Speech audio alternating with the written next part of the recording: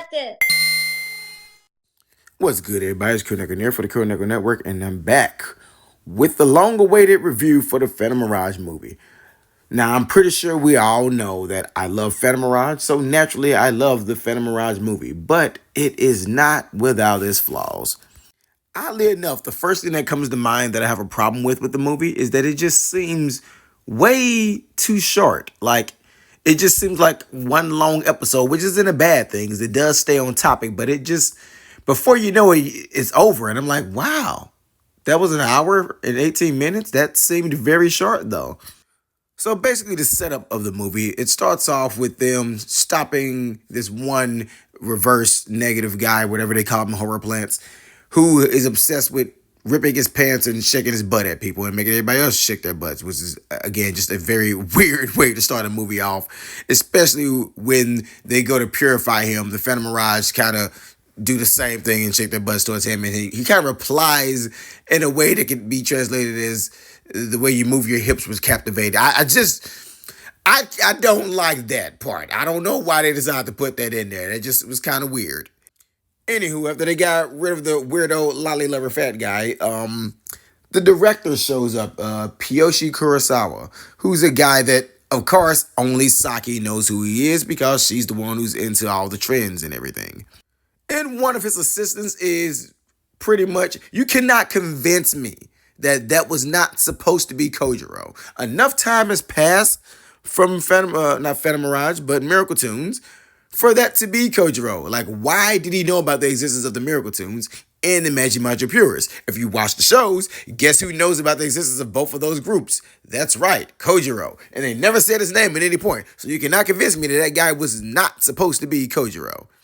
Anyway, the director Kurosawa guy becomes motivated by just seeing all the actions that the Phantomirage have done over the years, and he really wanted to make a movie based on them.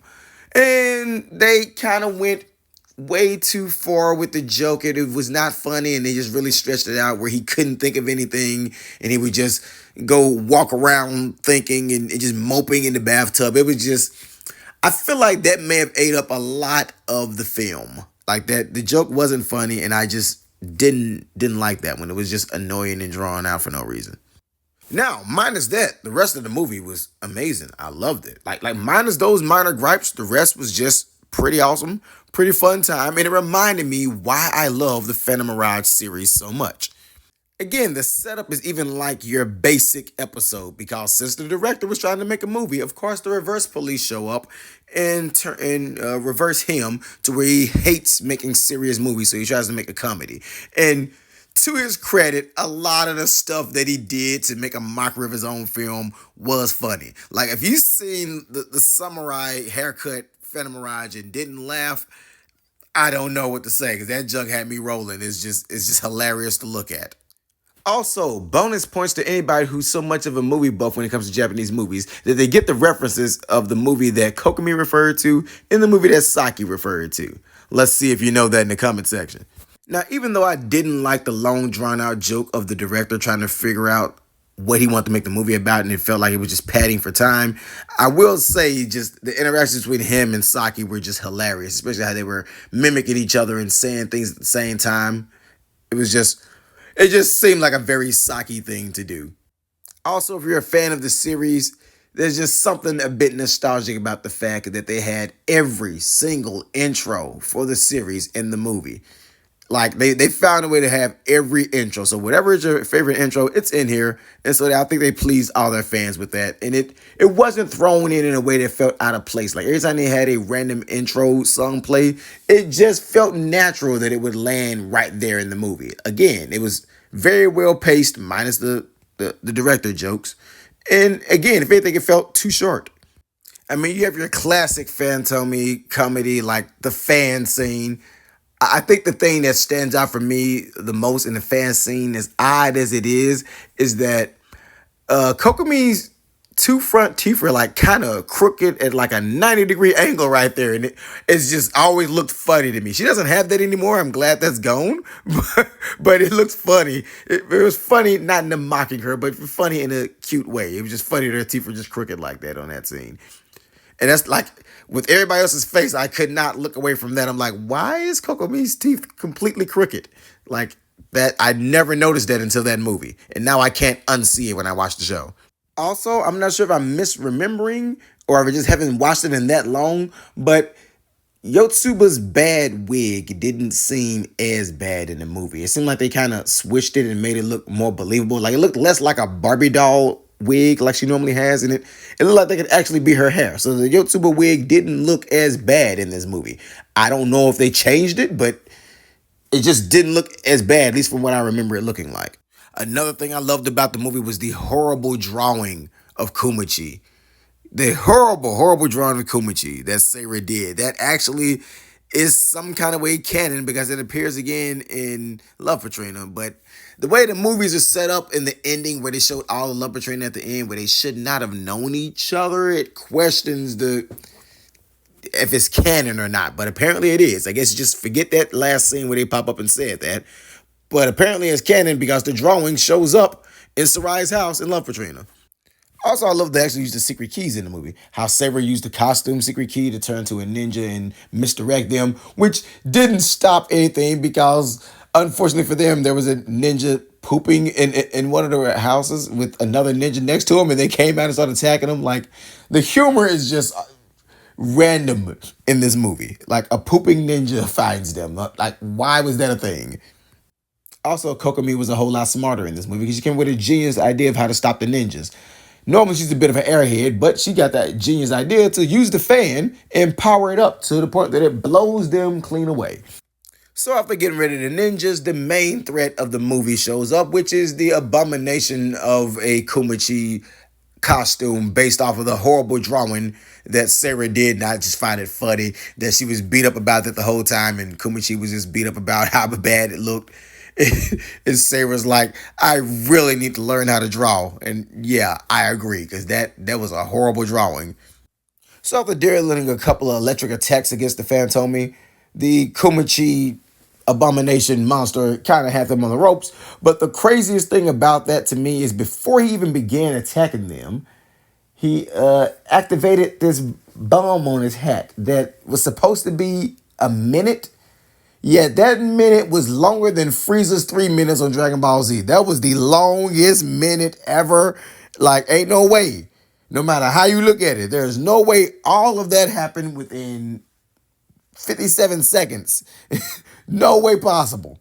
I mean, maybe you could argue the timer kept stopping and starting and stopping and starting, but there's no way that happened in 57 seconds. Heck, it was longer than 57 seconds to show the Majimajo Pures in Fuka.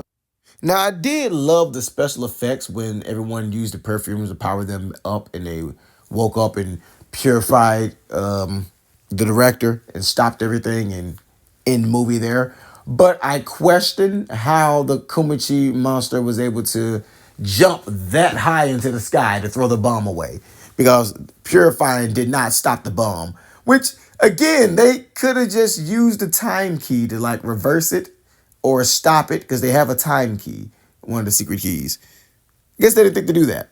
And of course, after all the chaos is over, Fandy shows up and decides, hey, he knows where he wants his role to be. He wants to swoop in and save them as a hero at the last minute. To where, of course, they hit him with a joke that, sorry, Fandy, you're too late. And, the usual you're useless Fandy type of jokes they love to do. And so with director Kurosawa purified and the movie saved, the girls suggest that they restart the filming so they can actually make the movie that he wanted. But of course, he explains that he already has the movies. They were filming the whole time, and that's what he wanted. It was basically an authentic Phantomirage type of situation, because they never give up and they keep fighting, and he just loved that about them. So since he had it on film, he makes the movie from that. And so the part that legitimately surprised me when I first watched it is you see the ugly, not quite Kumachi monster show up at the reverse world. Now, at this point, I already knew who it was. But they snatched the mask off, and we see that it was Gyun the whole time. Where she's happy to say that she finally made her movie debut. Though I guess she didn't think about the fact that her face was covered the whole time and she was just this ugly, not quite Kumachi monster. Speaking of faces being covered the whole time, I just want to say that is criminal. That is just truly criminal that they had Nicole Ishida, one of my favorite villains as Gyeon, and she was not really in the movie. You see her at the beginning, but then she's in that outfit the whole time. I'm like, how dare they? How dare they not put her in the movie? I mean, why? I mean, you see Gyakugyaku and Abikobe quite a bit, but nope. They take my favorite. They know I can't have my eye candy. Screw that. Let's put her in a dang bear outfit for the whole movie. But yeah, it was an overall just good time, just fun movie that, yeah, I would gladly watch it again. Like, this is already the second time I watched it. I watched it again and make sure I didn't forget anything before the review. And I genuinely enjoyed this movie. Again, I did not like the director part because I felt like they were dragging that on too long about him not having an idea. But other than that, and the fact that it felt extremely short for a movie that was an hour and 18 minutes, it felt like it was maybe 30 minutes for some reason. But I enjoyed it. And I think that's a good thing. The fact that the movie didn't feel stretched out and it didn't feel like it was just dragging on too long and it seemed shorter than what it was, that means I was really enjoying myself the whole time and just really enjoyed the movie. That's a good thing. That's what you want. You don't want to be watching the movie and looking at the clock going, is this going to end? So for Phantomirage fans, this movie, I say, is a must watch because it gives you what you love about Phantomirage. And again, if you can just get past the fact that they stretched out the joke way too long with that, I'm trying to think of an idea part, the movie is just fantastic and is everything that you love about Phantomirage. But that's my thoughts. Let me know your thoughts in the comment section below. Did you love this movie? Did you not love this movie? Did you not watch it yet? Let me know, and I'll catch you next week. And of course, while you're waiting, we have a list of all of Water Wednesday Season 3 right there readily available for you on the left.